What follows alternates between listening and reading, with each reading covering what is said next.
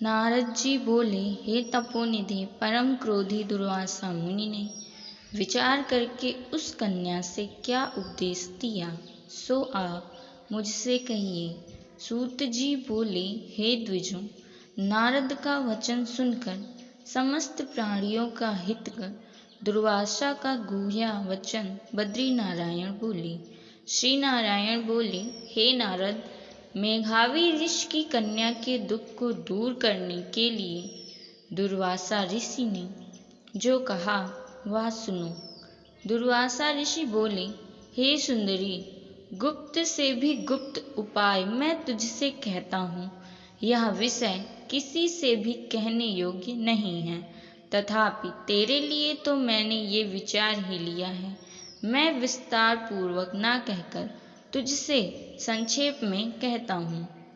हे सुभगे, इस मास से तीसरा मास जो आवेगा वह पुरुषोत्तम मास है। इस मास में तीर्थ में स्नान कर मनुष्य भ्रूण हत्या से छूट जाता है। हे सुंदरी, कार्तिक आदि 12 मासों में इस पुरुषोत्तम मास के बराबर कोई मास नहीं है। जितने मास तथा पक्ष और पर्व हैं वे सब पुरुषोत्तम मास की 16वीं कला के बराबर भी नहीं है। वेदोक्त साधन और जो परम पद प्राप्ति के साधन हैं वे भी इस मास की 16वीं कला के बराबर नहीं है। 12,000 वर्ष गंगा स्नान करने से जो फल मिलता है और सिंहस्थ गुरु में गोदावरी पर एक बार स्नान करने से जो फल मिलता है, हे सुंदरी, वही फल पुरुषोत्तम मास में किसी भी तीर्थ पर एक बार स्नान करने मात्र से मिल जाता है। हे बाले, यह मास श्री कृष्ण का अत्यंत प्यारा है और नाम से ही यह भगवान का स्मारक है। इस मास में पुरुषोत्तम भगवान की सेवा पूजा करने से समस्त कामनाएं सिद्ध होती हैं। अतः इस पुरुषोत्तम मास का तू शीघ्र व्रत कर। पुरुषोत्तम भगवान की तरह प्रसन्नता पूर्वक मैंने भी इस मास की सेवा की है।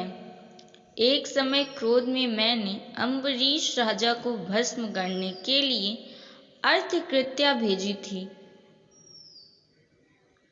सो हे बाले, तब हरि ने जलता हुआ सुदर्शन चक्र मुझको ही भस्म करने के लिए उसी समय मेरे पास भेजा। तब पुरुषोत्तम मास के प्रभाव से ही वह चक्र हट गया।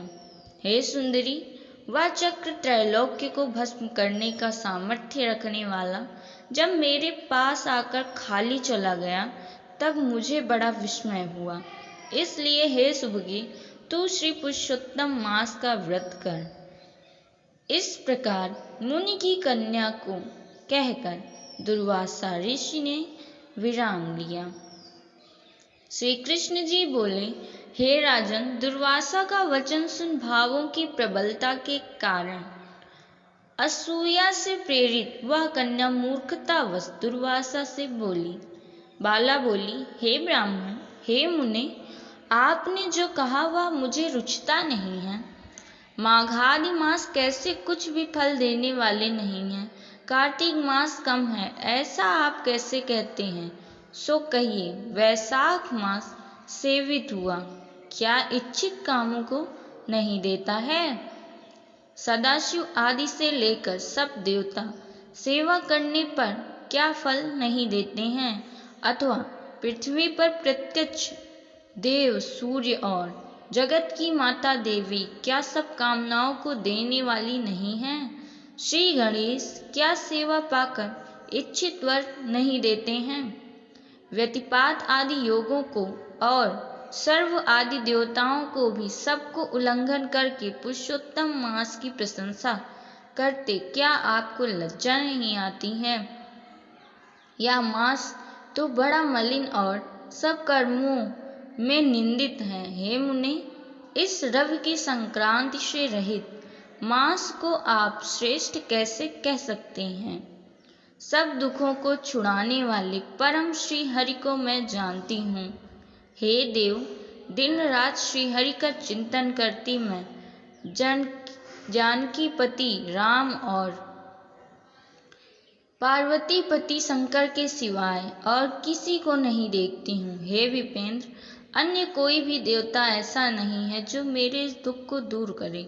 अतः हे मुने, इन सब फलदायिताओं को छोड़कर कैसे इस मलमास की स्तुति आप कर रहे हो। इस प्रकार ब्राह्मण कन्या का कहा हुआ सुनकर दुर्वासा मुनि शरीर से एकदम जाज्वल्यमान हो गए और नेत्र क्रोध से लाल हो गए। इस प्रकार क्रोध आने पर भी कृपा करके मित्र की कन्या को शाप नहीं दिया और सोचने लगे कि यह मूर्खा है, हित अहित को नहीं जानती है, अभी बुद्धि इसकी पूर्ण नहीं है।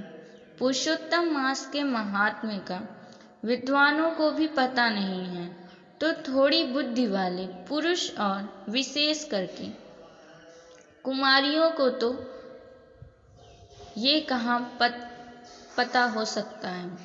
यह कुमारी कन्या माता पिता से रहित दुखाग्नि से जली हुई है, अतः अति उग्र मेरे श्राप को कैसे सहन कर सकती है।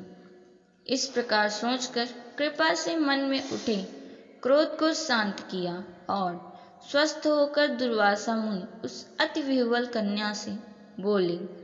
दुर्वासा बोले, हे मित्र पुत्री, तेरे ऊपर मेरा कुछ भी क्रोध नहीं है। हे निर्भाग्य, जो तेरे मन में आवे वैसा ही कर। हे बाली, और कुछ भविष्य कहता हूँ सुन। पुरुषोत्तम मास का जो तूने अनादर किया है, उसका फल तुझे अवश्य मिलेगा। इस जन्म में मिले अथवा दूसरे जन्म में मिले। अब मैं नर नारायण के आश्रम में जाऊंगा। तेरा पिता मेरा परम मित्र था, इसलिए मैंने तुझे कोई शाप नहीं दिया है। तू बाल भाव के कारण अपने शुभाशुभ तथा हिताहित को नहीं जानती है। शुभाशुभ भविष्य की कोई टाल नहीं सकता है। अच्छा, हमारा बहुत समय व्यतीत हो गया, अब हम जाते हैं, तेरा कल्याण हो। श्री कृष्ण बोले। ऐसा कहकर महाक्रोधी दुर्वासा मुनि शीघ्र चले गए। दुर्वासा ऋषि के जाते ही पुरुषोत्तम मास की उपेक्षा करने के कारण कन्या निष्प्रभा हो गई। तदनंतर बहुत देर तक कन्या ने सोच विचार कर यह निश्चय किया कि देवताओं के भी देवता तत्काल फल देने वाले पार्वती पति शिव की तप द्वारा आराधना करूंगी। हे नृप, मेधावी ऋषि की कन्या ने मन से इस प्रकार निश्चय करके अपने आश्रम में ही रहकर भगवान शंकर की कठिन तप करने को तत्पर हो गई। सूत जी बोले, बहुत फलों के दाता लक्ष्मीपति को और वैसे ही सावित्रीपति ब्रह्मा को छोड़कर एवं दुर्वासा के प्रबल वचन की निंदा कर वह ऋषि कन्या अपने आश्रम में ही अंधक को मारने वाले शंकर की सेवा के लिए तत्पर हो गई। इति श्री बृहन्नारदीय पुरुषोत्तम मास महात्म्ये 10वां अध्याय।